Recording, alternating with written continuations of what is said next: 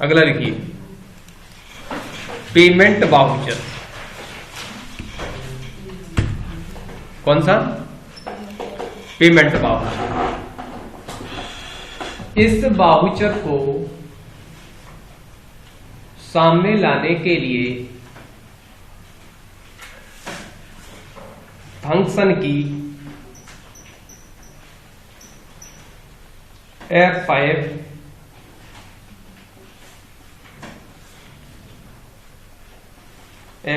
Press करते हैं।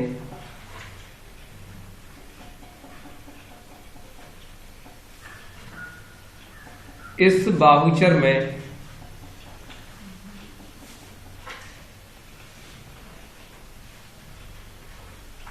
Voucher में नगद माने कैश, ठीक है, आंवलिक बैंक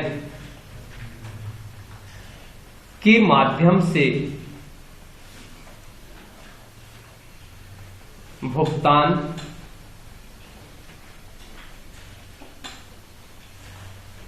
ब्रैकेट में कर दो, जैसे संपत्ति खरीदी,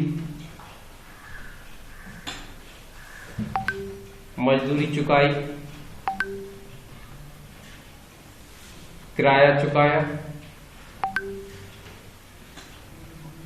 वेतन चुकाया,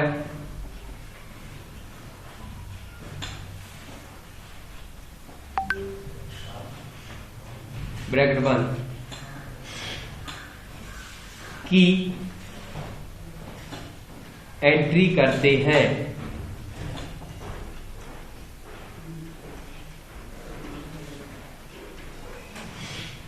तो इससे भी स्पष्ट हो गया होगा, ठीक है। व्यक्तियों का भी लिख सकते थे, चलो दोनों अगले लिखेंगे। लिखो नीचे, पहले एंट्री नियम लिख लो हमेशा।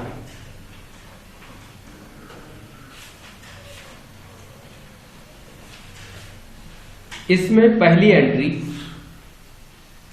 क्रेडिट होती है, जिसमें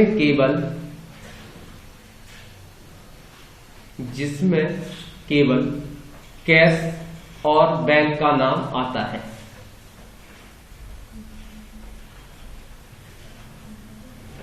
कैश और बैंक का नाम आता है। और दूसरी एंट्री डेबिट होती है, जिसमें व्यक्ति का नाम, संपत्ति का नाम,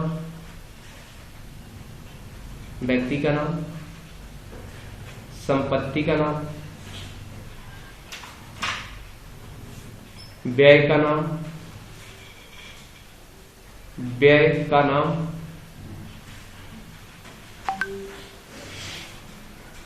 आदि को लिखते हैं।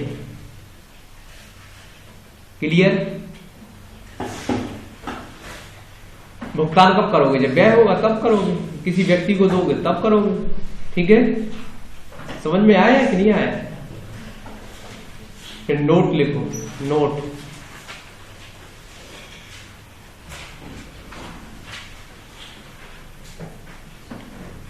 जब किसी व्यक्ति, संस्था,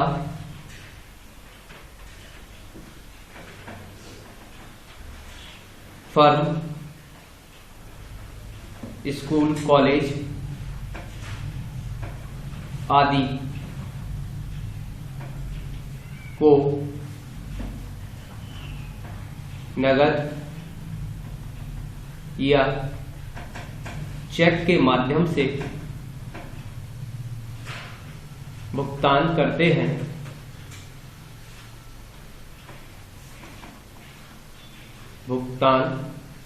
हैं, तो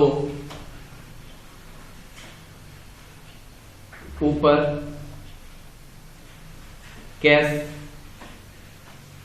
आंवलिक बैंक देखो नगद होगा तो कैश आएगा, और बैंक के माध्यम, चेक के माध्यम से होगा तो बैंक आएगा, तो इसलिए लिख दिया कैश ऑब्लिक बैंक को लिखते हैं।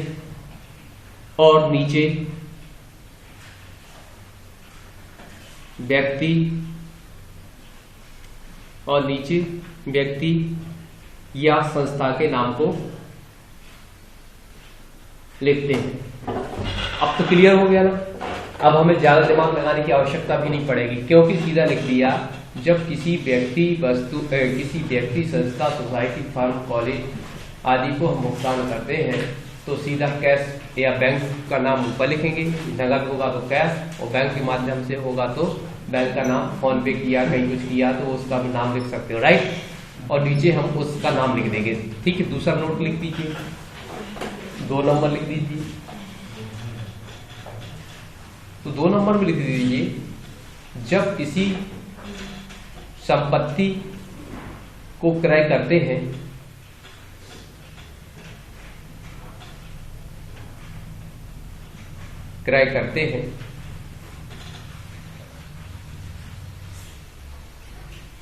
नगद सब जोड़ना था, जब संपत्ति को नगद क्रय करते हैं तो कैश ऊपर और संपत्ति का नाम नीचे लिखते हैं, कैश ऊपर और संपत्ति का नाम नीचे लिखते हैं।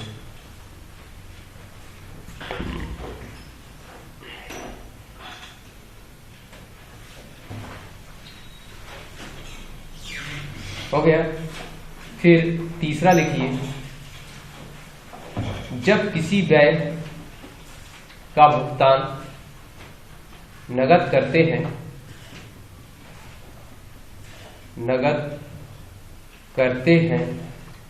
तो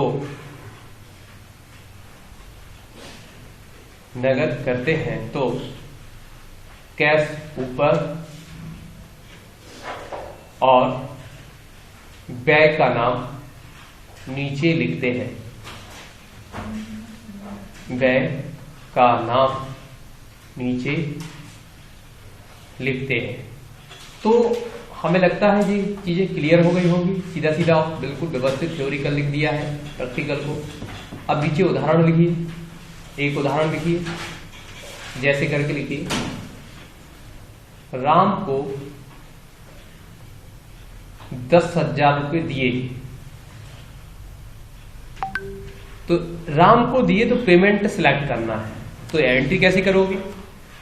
सबसे पहले ऊपर कैश, नीचे राम, तो आर दबाया तो नहीं आया, तो अल्ट सी कर दिया, राम को दिए मतलब क्रेडिटर्स कहलाएगा, फिर दिए तो क्या कहलाएगा?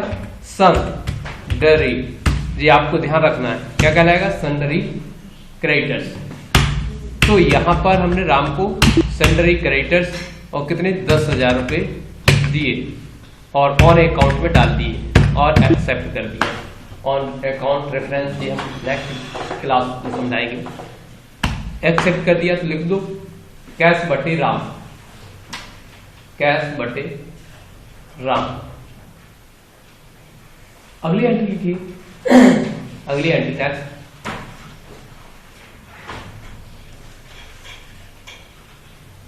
सुरेश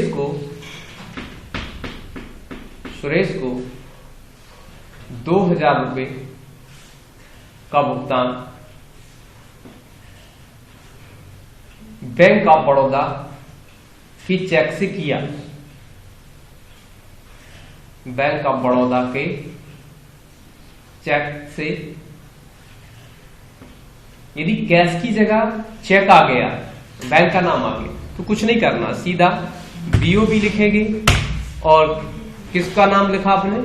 श्याम, सुरेश, तो सुरेश लिख देंगे, ये भी क्रेडिटर्स कहलाया।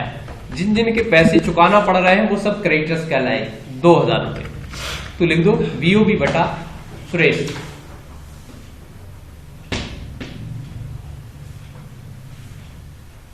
क्लियर होता जा रहा? एंट्री कर दिया, ऑन अकाउंट में ही डाल दिया और इसे एक्सेप्ट के द्वारा नरेशन बाद में देखेंगे। नेक्स्ट अगली एंट्री लिखिए, 10,000 रुपए का कंप्यूटर क्रय किया। 10,000 रुपए का कंप्यूटर क्रय किया। तो देखिए भैया 10,000 रुपए का कंप्यूटर जो है वो कैसे क्रय करेंगे? तो 10,000 रुपए का कंप्यूटर के लिए कैश तो करना ही पड़ेगा, और यहाँ कंप्यूटर भुगतान हुआ है, संपत्ति खरीदी गई, तो अल्टीसी करेंगे कंप्यूटर। अब लेकिन कंप्यूटर क्या है? संपत्ति है। क्या है? संपत्ति। मुझे याद रखना पड़ेगा आपको, और 10,000 रुपए लिख दो कैश बटे कंप्यूटर।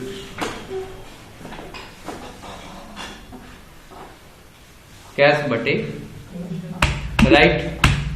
नेक्स्ट एंट्री लिखिए, सैलरी चुकाई 5,000। सैलरी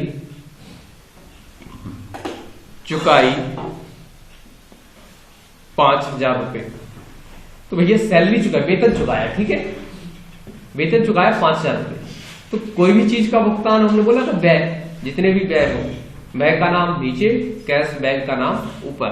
तो यहां भी कैश बैंक का नाम तो लिया नहीं था, तो अब सैलरी तो है नहीं, तो अल्ट सी कर दोगे, SALRY, और क्या में जाएगा? Indirect expenses. क्योंकि हमने पढ़ा है उत्पादन के व्ययों को छोड़कर बाकी के सारे व्यय, उत्पादन की लागत में जो व्यय शामिल हो रहे हैं उन व्ययों को छोड़ के बाकी सब इनडायरेक्ट एक्सपेंसेस में जाते हैं। कितना लिखा भैया? 5,000। इस तरीके से लिख दो कैश बटे सैलरी। तो इस तरीके से हम देख सकते हैं। क्लियर? क्लियर?